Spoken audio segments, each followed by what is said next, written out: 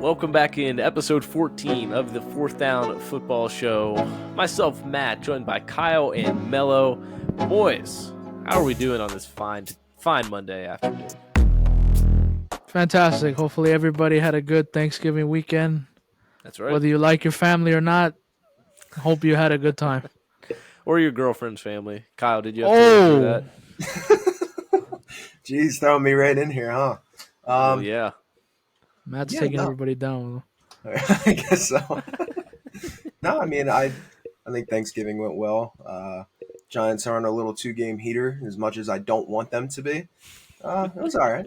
Not too bad. How about you, Matt? Yes, the Giants lost the tank off versus the Belichick. Even though they won the game, they lost the tank off. I'm doing great today. Happy. How about them birds? Go Eagles. Go Eagles. Got a little help from the Zebras in that game, maybe. But yeah, and you're lucky that Josh Allen completely vomits all over himself anytime it's an overtime game. Ironic. They changed the rules for him and the Bills, and what happens now? He can't win. 0-6. That's right. So, I'm doing great. We also got college football to talk about. And no, we're not talking about Penn State whooping up on Michigan State Friday night in Detroit. Hey, come on now. I watched a little bit of that half. I've watched the first half.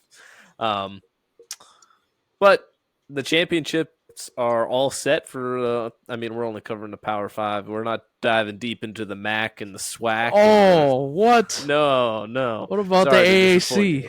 Nope, not the American Athletic Conference, even though I think that's the Liberty Flames, if I'm not mistaken. I know a couple people who went to Liberty.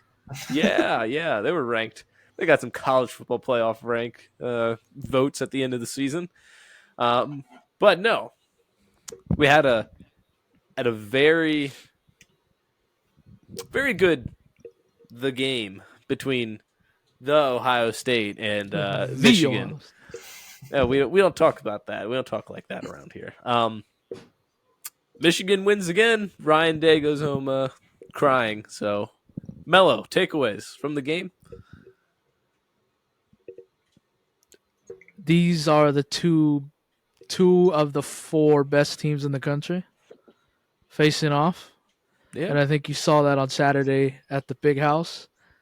And let me say this right off the bat, because I watched every minute of that game. I never thought for a second that Ohio State was going to win. That's what even when it was at 17 all late in the third going to the fourth quarter, I never thought Ohio State had a shot. I think the better team won at the end of the day. You said two of the four best teams. I think the better team won, though. I mean, it wasn't necessarily close. I was thinking quarterback might play the difference, and it may have. J.J. McCarthy played a better game than Kyle McCord did. Yeah, and you got more plays out of your skill players. Michigan showed why they were the better school all year, even though they both came in undefeated and they were both ranked back-to-back in the rankings, but you hit it right on the head. The better team won, and disaster for Ryan Day and the Buckeyes, because this is now 3 years in a row that you've lost to Michigan, and the only game that matters on the schedule for both schools is that game. And now that they both lost, it's a disappointment. 11-1 and losing to Michigan is a big deal. And now they're not playing for the Big Ten championship, and it's a disappointment. You play your whole season for the one game and you lose, that's a problem. What? You're telling me somebody else can't win against top 10 teams? Oh. I saw something, and it was like Ryan Day has one win against top 10 teams or in top 10 matchups. I forget who the one. It might have been a playoff game that he won, but there has even. Yeah, he's won a playoff game, I think. Ryan Day. I don't know if Ryan Day has won a playoff game. I don't think he has. No, I don't think he has. Yeah. So don't go dogging on James Franklin too much without dogging on Ryan Day too. But um, Ohio State still seems like they've got a chance to be in the college football playoff. I think it sort of depends on how the SEC championship game goes, and also the Big 12 Pac-12 championship game goes as well. With Washington and Oregon facing off there, and if Washington wins convincingly, they should definitely be in the playoff. And obviously, we'll see Georgia and Michigan in.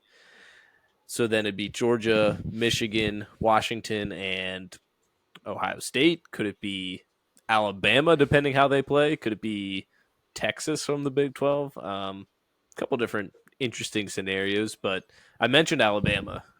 Crazy ending to that game in the Iron Bowl versus Auburn.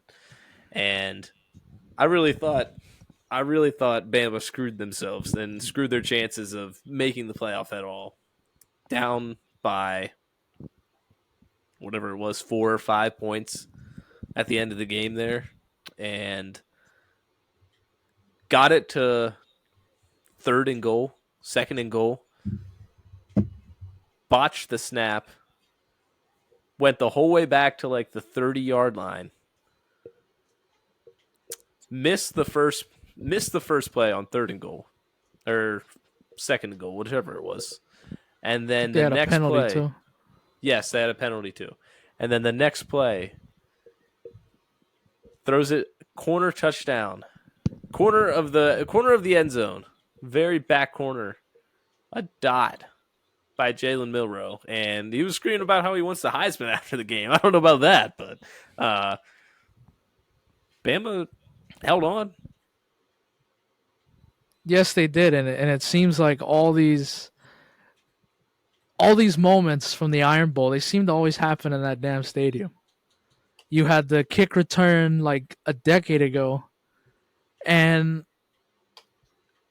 Alabama is a great football program, and I know that losing that game to Auburn, that kickoff, that field goal miss, take it back all the way. I know that probably sucks for them, but if you go look back, they've been pretty damn successful since. It's Auburn that hasn't really done much since that, and I guess we're even now. I guess because that was an incredible game.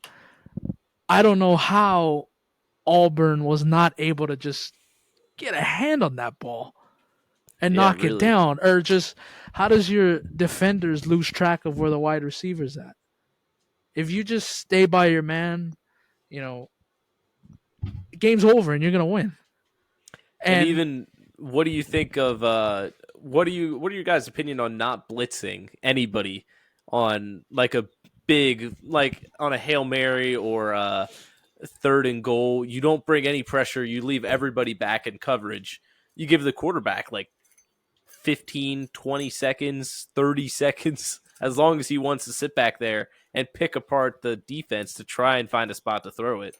Versus if you at least bring one guy back from coverage and add a little bit more pressure, if you rush 4 instead of just rushing 3, you take a couple seconds off the clock, put a little bit of pressure on the quarterback. I don't know. completely fine. Keep the ball in front of you, I guess.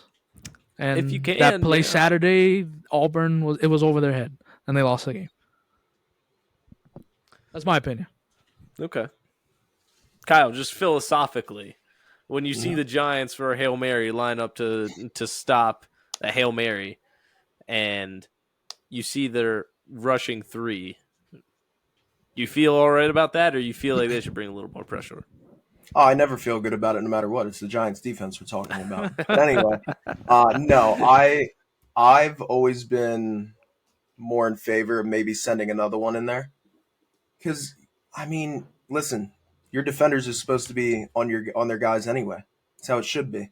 Adding a little bit more pressure, especially to like a more mobile quarterback, I feel like that's where you gotta. I don't know. I mean, a lot of people don't expect to have 4 guys on the front line when you're lining up for a Hail Mary. It's usually the three that we're all used to seeing. So I don't know. Send in another one and see what happens.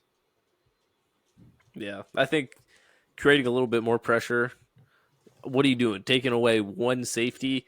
The chances of that safety, I don't know. I just don't think. I'm not I'm not a Bill Belichick. I'm not a defensive genius here, so I don't know. Even he messed up a Hail Mary though with a well, not a Hail Mary, but a end of the game situation with Miami there a couple years back. But Keyword um, defense. I I feel like you could create a little more pressure on the quarterback and don't give him quite as much time. But my opinion. Championship weekend though coming up here in Melo's Pac-12. Like I said earlier, we got Oregon versus Washington. Boo. Melo, you a little bit of who are you leaning? I think Oregon's going to win the game, personally. I think they've Ooh, been the better school. I think they've been the best team in the Pac 12 the last month and a half.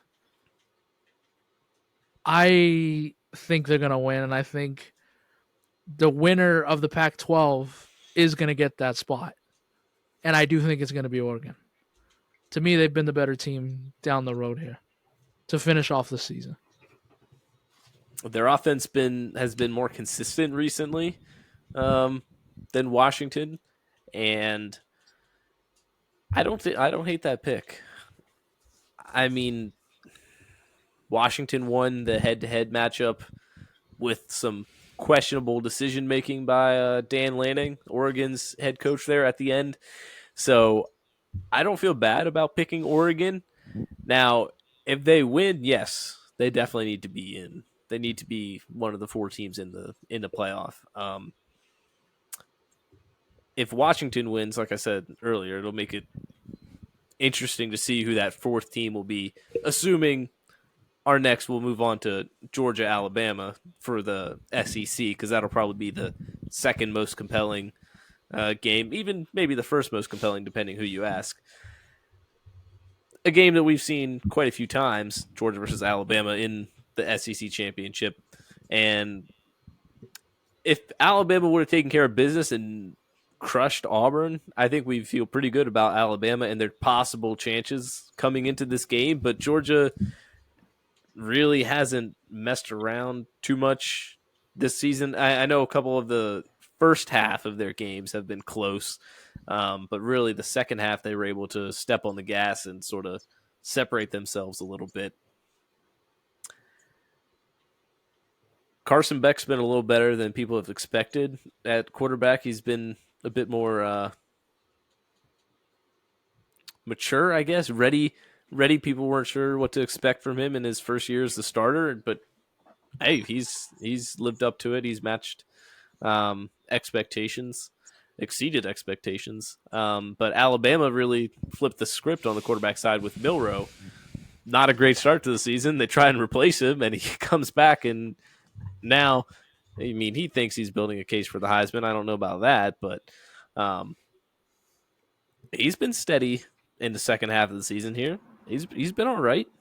I don't know that I'm going to pick Alabama, but personally, give me the Bulldogs. But Same here, but if you want chaos, you want Alabama to win on Saturday. yes, if But Alabama wins, it'll be mega chaos. I think, and I said this a couple weeks ago, and I still stand by it. I think Georgia's in no matter what. No matter what happens on Saturday. Even how bad they looked against Alabama and they had to squeak out a win against their rival.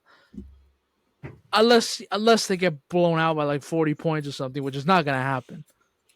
Even if they lose a tight game in Alabama, I still think they're going to be one of the four teams in this playoff. They're just not going to be number one. Yeah, I mean they've been pretty well dominant on all season long, like I said. Now they haven't played a lot of people, and Alabama might be the only good team they've played all season, but still, I think their regular season record being undefeated has got to be enough to get them in. As like Melo said, as long as they don't get blown out, and even then, there could be a case that they maybe you could get in, depending how things shake down. Um, in the Big Ten, a nice little lovely Michigan gonna beat Iowa by like 30 points. They got to be careful though. You think so? I'm not saying they're gonna lose, but if they do, they're not in. They're not getting in. I don't think so, but I mean, Michigan favored by 23 right now. Hammer that Michigan minus 23. I agree. I mean, I, Iowa, yeah, you got a good defense, but you're not scoring any points on offense. So, especially not on Michigan's defense, it's not like, oh, Michigan's good on offense, but their defense is a joke.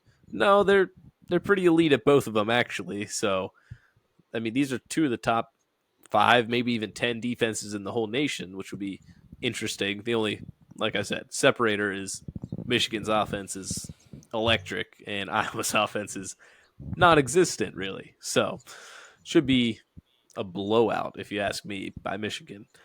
Um, ACC, though, this would be an interesting one. Louisville against Florida State. Florida State without Jordan Travis, obviously. Tragic, terrible injury. And I watched part of their game this past weekend, just Saturday, against the Gators, which was a close game. And that leads you to think they might be in a bit of trouble here. As Melo likes to say, uh-oh. Yeah, is right. Florida State's got to be careful because they didn't look good on Saturday against the Gators. And listen, rivalry game, your backup's in there. Okay, fine. You can I can live with it. You won the game, whatever.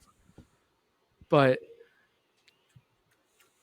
any chance that you have of being in this college football playoff, you already have a disadvantage because you don't have your star quarterback in there. But if you get absolutely manhandled by Louisville, you're not getting in. And I don't even know if a New Year's Six is going to happen. Like I said, I think the committee's been waiting all year to kind of devalue Florida State a little bit. And unfortunately, it might rear its ugly head on Saturday. You're going to really see what the committee thinks about Ohio State if they lose Saturday. Yeah, that'll be interesting. If Florida State loses, who gets in? Florida State, Ohio State, and even the loser of the Pac-12 championship could throw their name in the hat, especially if it's Washington. If Oregon wins the Pac-12 championship, Florida State loses, that could be a nice little interesting race between those 3 teams. And ironically, the team that didn't make the championship game might be the best out of all 3 of them. So that just leaves in the Power 5. The Big Let's see 12 how the championship. rankings go tomorrow. Let's see how the rankings come out tomorrow. That'll have a huge factor in it, too. Definitely. Let's see how far they drop Ohio State. Honestly, they shouldn't drop that far because they lost to a team that was probably be 5 better than them. Yeah, they should. I don't really like how you lose, you have to drop. It seems like you played a pretty good game. Doesn't mean that you dropped. You lost to probably a better team. I don't know. Never really was a fan of that, but like I said, Big 12 championship last year. Oklahoma State and Texas. Texas favored by 14.5 down there. Game taking place in Jerry World. Oklahoma State, story of 2 different teams this season. Just wins, some nice wins against Oklahoma, against Kansas, but then losing to some crappy schools, like losing to UCF, losing to Iowa State, and then losing to South Alabama. It's like, what? This team does not really deserve to be in here. Does not surprise me if Texas just totally crushes them in this game and wins by 20 or more. But also would not surprise me if Oklahoma State finds a way to keep it close. I don't know. Yeah, and again, let's see what these rankings come out tomorrow, and let's see where Texas is. And I'm not saying Texas is going to be that fourth team, but they're not dead either. No, no, one loss, pack or Big 12 champion means something at least. So You beat Alabama at the beginning of the year, which I think looks everybody good now is like, now. all right, well, yeah, does look good now. That looks better than FSU's win against LSU right now to Yeah, start the season. yep. So it's one of the better looking wins in the season, even though they have that loss to Oklahoma. But whatever. What are you gonna do with it? I think that's all we got on the college football side. NFL. Melo wanted to give a quick shout out to his Packers for winning on Thanksgiving Day. We told him Damn we'd give right. him 30 seconds. Damn right. Shout out to Jordan Love. He is him. The franchise, like I said, 5-6. We're in the hunt. We're the 8th seed in the NFC. Do not let us get in because we will run the damn table. And if you look at our schedule coming up, it is extremely favorable. We got the Chiefs this weekend, which, all right, I'm not stupid. We're probably going to lose. But the way they looked against the Raiders yesterday in that first half, it's not out of the question that the Packers keep it close. And then the remaining schedule, Giants Monday Night Football in New York. Sorry, Kyle, we're gonna win that game. Home against the Buccaneers, Panthers, and then 2 games in our division against the Vikings, and then the crappy Bears at home. There's a very good shot that this Packers team could finish 10-7, and they will be your 6th seed or 7th seed in the NFC, and we will run the goddamn table. Don't let us get in. That's all I'm gonna say. That was more than 30 seconds, but it's all right. Passion, love it. I guess that's what we'll chalk it up to. I think it might be more delusion, but we'll chalk it up to passion at this point. We'll give it to you, Mello. Okay, keep talking. Okay, here we come. We're coming. We like that. We like that. That's okay. Eagles don't play We the like Packers that. this year. We don't like have that. to worry about playing you. Yeah, you don't have to worry. You don't have to worry. Because we don't have to play a team in the first round if we get the bye, and that's all that the Packers would be in is the first round okay. anyway. Okay. Yep. Okay. Yep. We'll shove a cheese head down your throat. Okay. Okay. A big block of cheese. Yep. Of course, the Commanders got crushed by the Cowboys. A little bit of history there for the Cowboys as they win 45-10, and sorry, blanking on the guy's first name here with the pick six record. I'm sorry, I'm missing this. Bland, last name Bland. Deron Bland. Sorry, took me 15 seconds. Pick six of the season. Very impressive win there by the Cowboys. Pains me to say that as an Eagles fan. Kyle, I know it pains you to give the Cowboys praise too as a Giants fan, though, right? I mean, I guess it's all right. I'll give I it didn't to sound him. convinced at all. No, I mean, he doesn't need to be. not really. And not only that, too, I understand what happens when the Cowboys get into the playoffs. Same That's thing right. every year. So, yeah, I mean, let them have their fun. Yeah, I mean, they were impressive, but you should be impressive against a Washington team that is complete in all different angles right now. This club is just tearing it down. Obviously, I'm shocked that Ron Rivera is still there. Yeah. Yeah, I mean, it's it's what you're supposed to do. I'll give you the props that you should be getting. It's just how it is, you know. Yeah, impressive win for Dallas, and you know, good for them.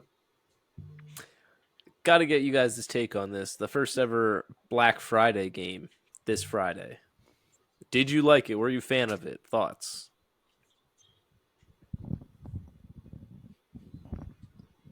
Didn't watch it. All right. There's our first answer. Not a fan.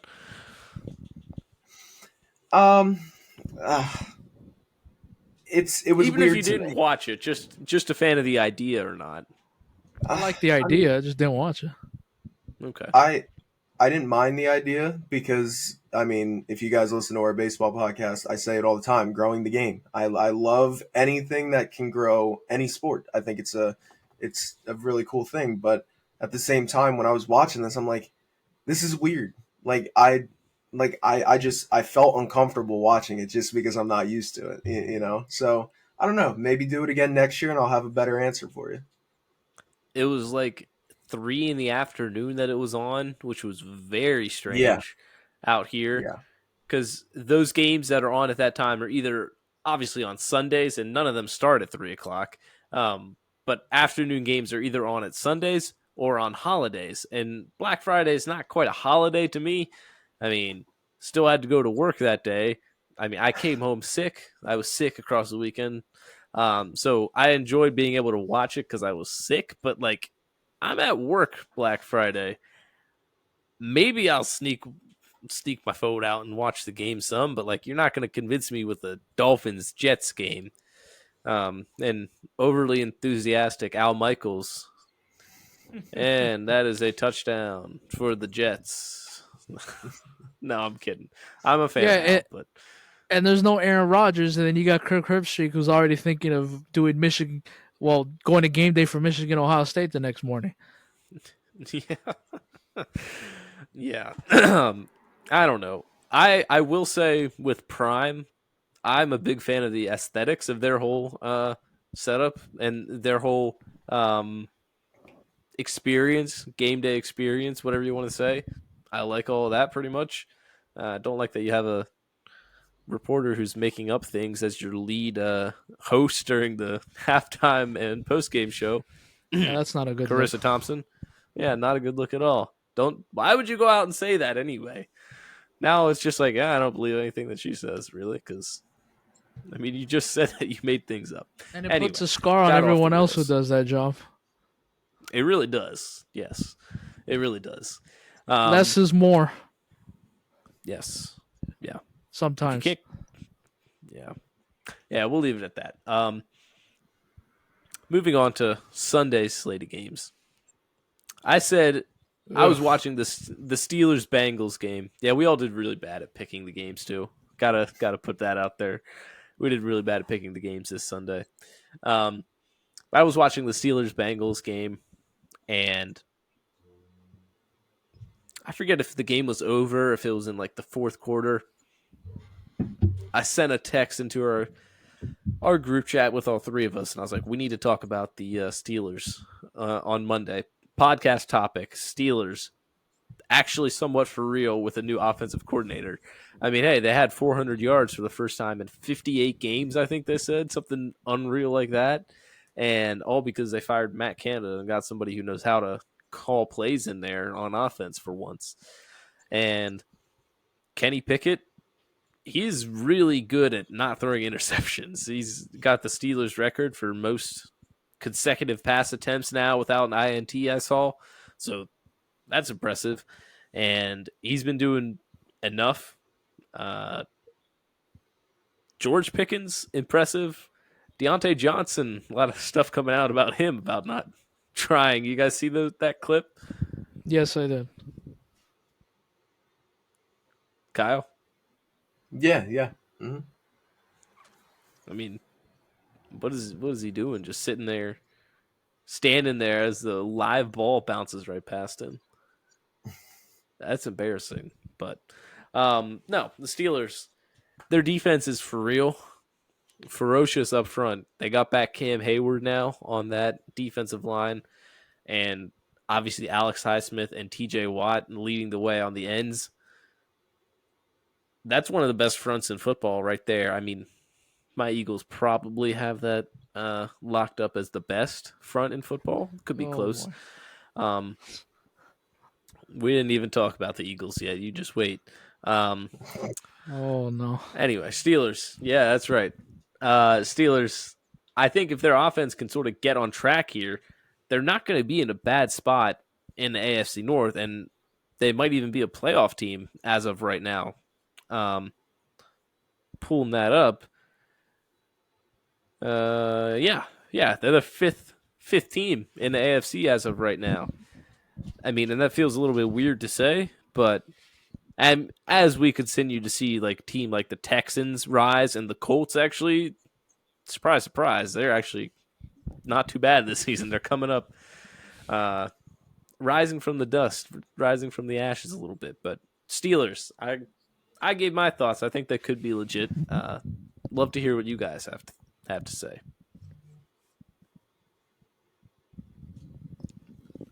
They Mike Tomlin's a really damn good coach. Whether people want to give him the proper credit or not, but for some reason, every year this guy gets whatever he has on the roster. He just coaches the hell out of them, and they find themselves in it. And that's all you want to be at this time of year. You want to be in the conversation. And that's what they are. And remember the crappy preseason that they had? And everybody was overreacting that Kenny Pickett was no good. Mike Tomlin's washed. This Steelers team is not going to be any good this year. And they started, I think, 0-2 out of the gate. And everybody was like, yep, this is Steelers are not going to be any good this year. And now here they come. I don't think they're going to win this division. I think Baltimore has that locked up. But if they just keep doing what they're doing and they have that great defense, they're going to be one of the 7 teams in this playoffs.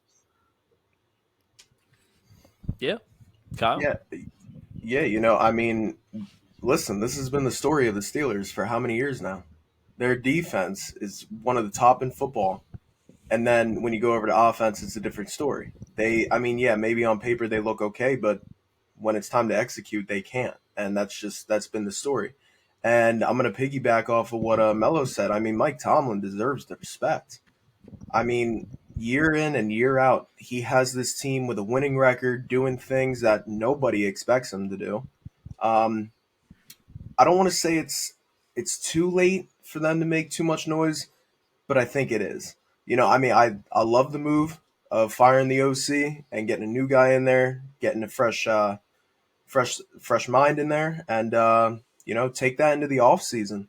Kind of build around that, get some more pieces in the draft for your offense, because your defense has shown year in and year out that it's going to play.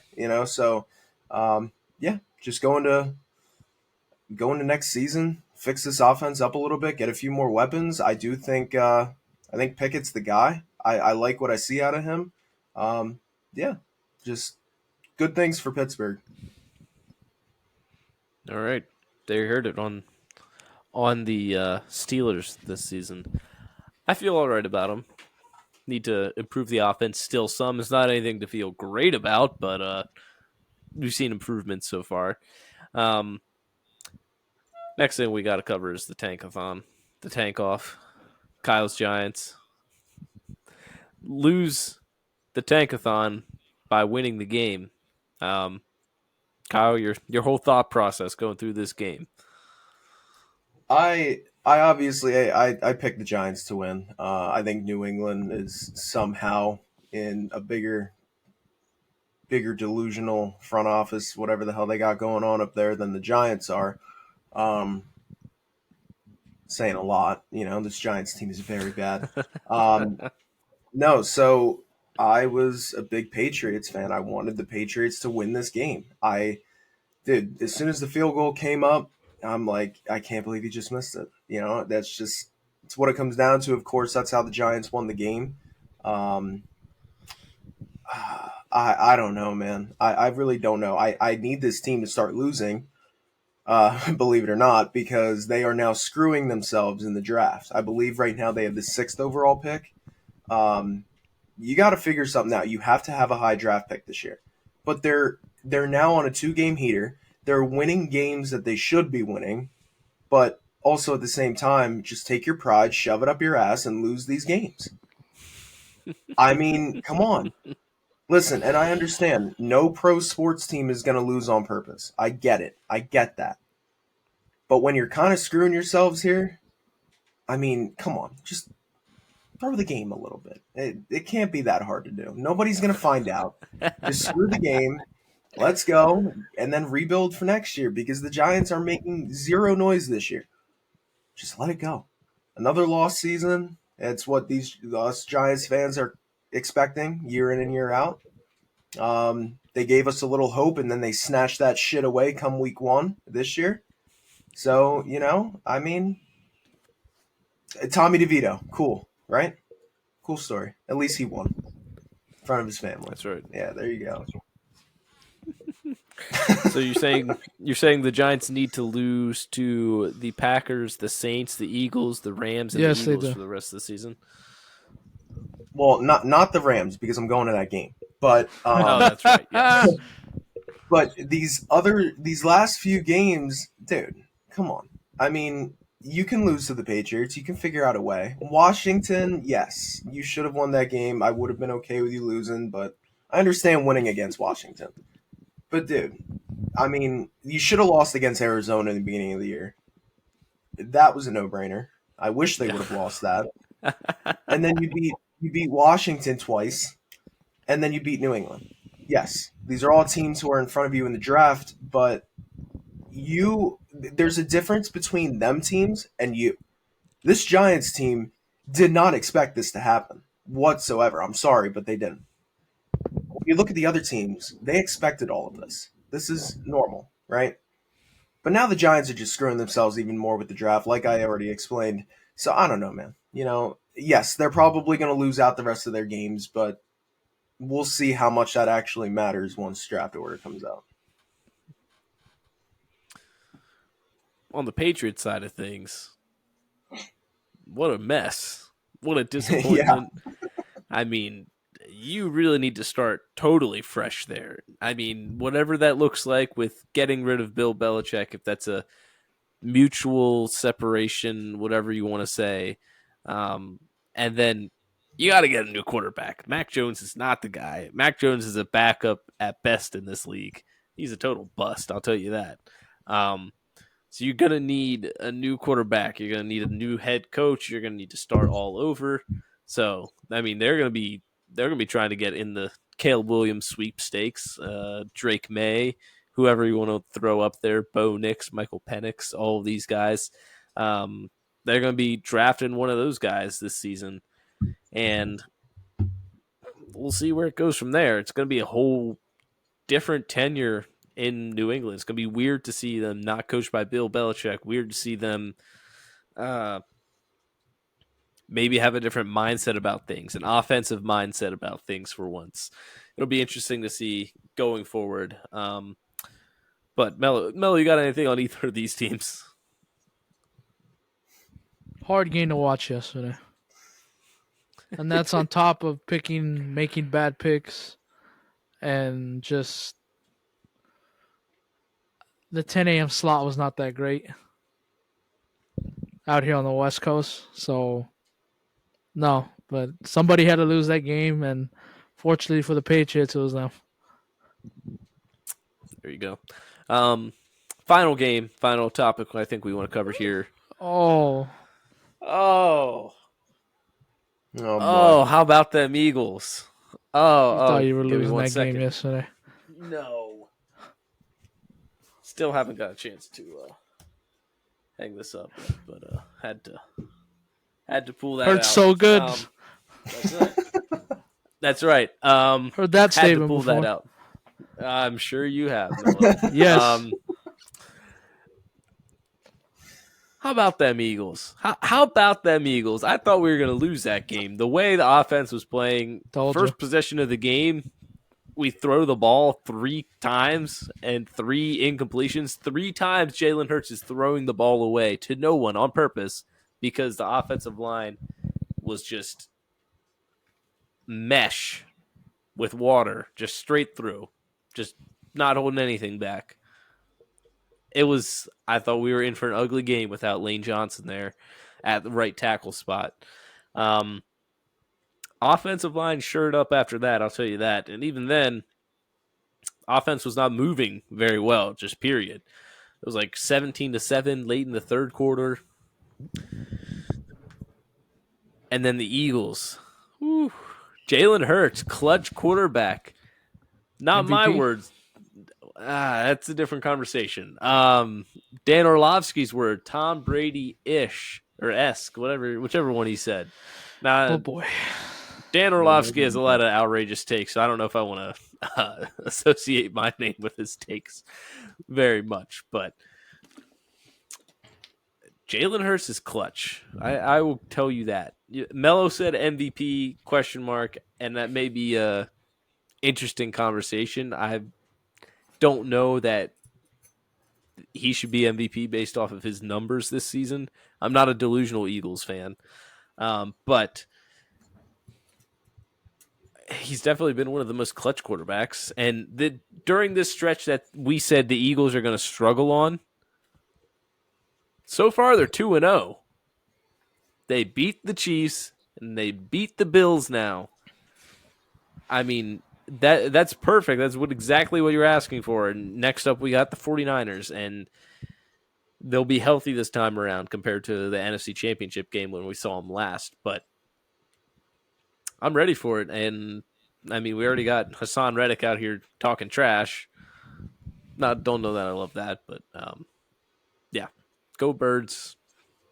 Now, the non-Eagles take on all of it, Melo. Yeah, good win for the Eagles. You can't lose that game to Buffalo the way they're playing right now. Now, for a second, Matt just said it. He thought he was going to lose for a second there. The Eagles are showing why they've been one of the best teams the last couple seasons. And we've seen this from Jalen Hurts. We saw it not just with the Eagles, but we saw it at Alabama.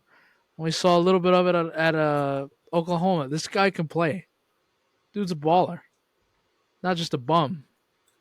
The Eagles are still the best team in the NFC. I know the 49er fans are probably going to have something to say about it, and they're going to get a chance to show it coming up. But just, I wouldn't want to go to Philly and play against the Eagles. And if they're going to be playing like that in the Kelly Green jerseys, which look fantastic, might have a shot. I got to say, I don't know how you guys feel about it, but I personally love those Kelly Green jerseys. I wish they were more often. Kyle, from the Giants fans' perspective? I'll like never my say piss. anything. Yeah, I'll never say anything good about the Eagles, man. But no, I'll give credit where credit's due. The Eagles are taking care of business. They're doing what they need to do. Kind of like both of you guys said, I think Jalen Hurts is a baller. He's doing his thing. He's proving game in and game out. You know, he can do it. He's the guy. So, you know, I mean, good for the Eagles. You know, I personally think next week is going to be their tallest task. If they can get over that San Francisco team, yeah, then maybe I'll have a different. Maybe I'll be a little bit more confident in my heated rivals. Yeah, but no, good for them. Yeah,